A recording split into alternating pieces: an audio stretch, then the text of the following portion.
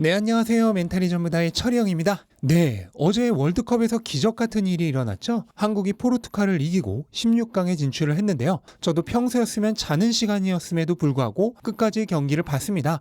너무 기뻐서 잠을 살짝 설칠 정도였는데 저는 추가할못이라 잘 모르지만 한국이 16강에 올라갈 확률이 3% 정도밖에 안 되었다는 얘기도 들었습니다. 하지만 그런 기적을 뚫고도 끝까지 최선을 다해준 대한민국 선수들이 정말 자랑스럽습니다. 그리고 그런 기적 같은 역전이 미국 주식에도 일어났습니다. 어제 장전에 발표되었던 고용지표로 인해서 프리마켓에서 다우가 발표 전보다 무려 4% 정도 하락하는 엄청난 급락을 보여줬는데요. 그러나 정작 장이 시작하자 3대 지수가 모두 꾸준히 우상향하기 시작해 결과적으로 하락폭을 전부 만회했고 다우는 심지어 양전하면서 역전승으로 마무리를 했습니다. 주간으로 보자면 다우가 0.2% 상승, S&P가 1.1% 상승, 나스닥이 2.1% 올랐는데요. 어제 프리마켓의 결과로 끝났다면 주간으로 마이너스 실적으로 끝이 났겠죠. 그런데 마지막 거래일에 마지막 기세가 결국 주간 실적도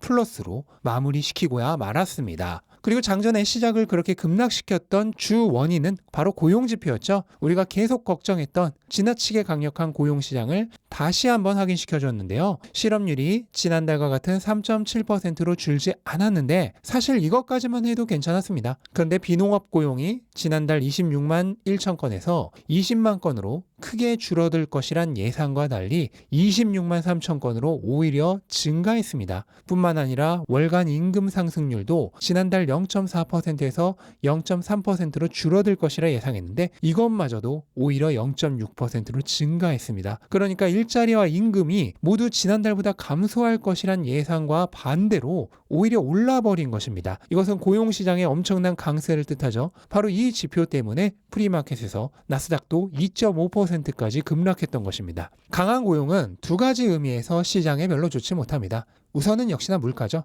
고용이 잘 되고 임금 상승이 잘 되면 사람들의 호주머니에는 돈이 충분해집니다. 따라서 당연히 소비 심리가 떨어지지 않겠죠? 그렇게 되면 돈을 잘 쓸 겁니다. 돈을 잘 쓰면 상품과 서비스가 잘 팔리겠죠? 잘 팔리면 당연히 물가는 안 떨어집니다. 잘 팔리는데 가격을 낮출 이유가 없죠. 따라서 물가에 악영향을 주고 이것은 금리에도 간접적인 영향을 줄 수밖에 없습니다. 그런데 단순히 간접적인 영향으로 끝날 뿐만 아니라 금리 정책 그 자체에 직접적인 영향을 미칠 수도 있습니다. 연준의 2대 목표는 고용 안정과 물가 안정입니다. 그리고 이 둘은 어느 정도 서로 상반되는 결과를 내는 경우가 많습니다. 그런데 그중 하나인 고용이 안정되어 있으면 어떻게 될까요? 연준은 오로지 물가라는 하나의 지표에만 모든 것을 집중할 수 있게 됩니다. 그리고 물가를 낮추는 가장 쉬운 방법은 금리를 올리는 거죠. 그래서 연준이 지금 고용은 신경조차 쓰지 않고 4번 연속 자이언트 스텝이라는 엄청난 무리수처럼 보이는 극단적인 방법을 선택할 수 있었던 것입니다. 고용이 너무 강하니 이 극단적인 방법조차 전혀 무리가 아니었던 거죠. 만약 여러분이 살은 빼면서 근육도 키워야 한다고 해보겠습니다. 한번 해보신 분은 아시겠지만 이 두 개를 동시에 달성하는 것은 지극히 어렵습니다. 근육을 키우려면 충분히 먹어야 하는데 그럼 살이 찌고 살을 빼려면 덜 먹어야 하는데 그럼 근육이 안 크거든요. 근데 근육은 목표치 이상으로 이미 붙어 있는 상태라면 그럼 간단합니다. 이제 살만 빼면 되는 거죠. 따라서 먹는 양을 줄이면 됩니다. 현재 연준의 상황이 딱 그런 것입니다. 따라서 시장이 기대하는 5% 정도의 최종금리 그리고 내년 말부터의 금리 인하가 시작되려면 현재로서 필수적인 건 고용시장 강세의 완화입니다. 대략 실업률이 4.4% 정도를 넘어가는 순간부터 아주 높은 확률로 금리 인하를 시작할 가능성이 있습니다. 앞에 예시로 설명하자면 목표치 이상으로 키웠던 근육이 지나친 다이어트로 목표치 이하로까지 빠지기 시작한 것입니다. 그렇게 되면 이제 무작정 먹는 양을 계속 줄일 수 없죠. 그것과 마찬가지로 연준도 고용시장이 나빠지기 시작하면 이제 무작정 금리를 높게 유지할 수 없습니다. 그리고 그 기준이 되는 실업률이 대략 4.4% 정도인데요.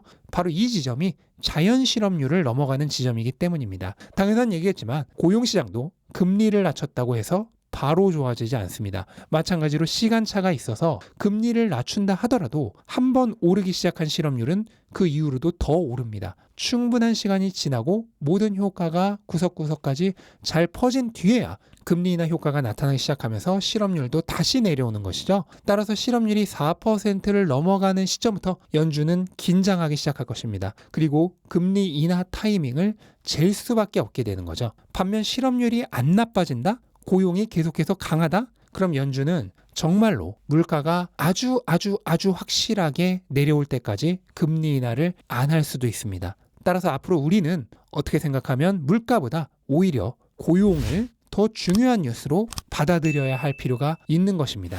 자, 이제 다음 주부터는 본격적인 12월이 시작되죠.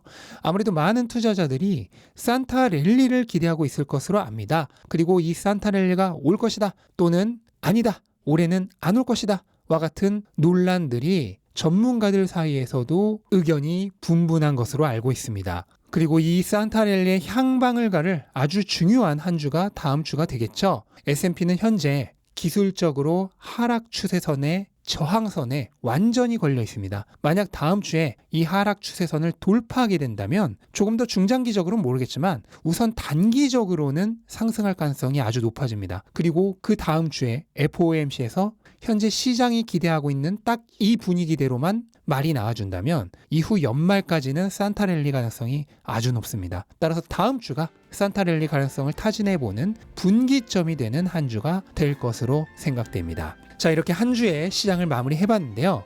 어제 대한민국의 기적을 보면서 한 가지 또 배운 것이 있었습니다. 바로 끝까지 포기하지 않고 최선을 다해야 한다는 사실입니다.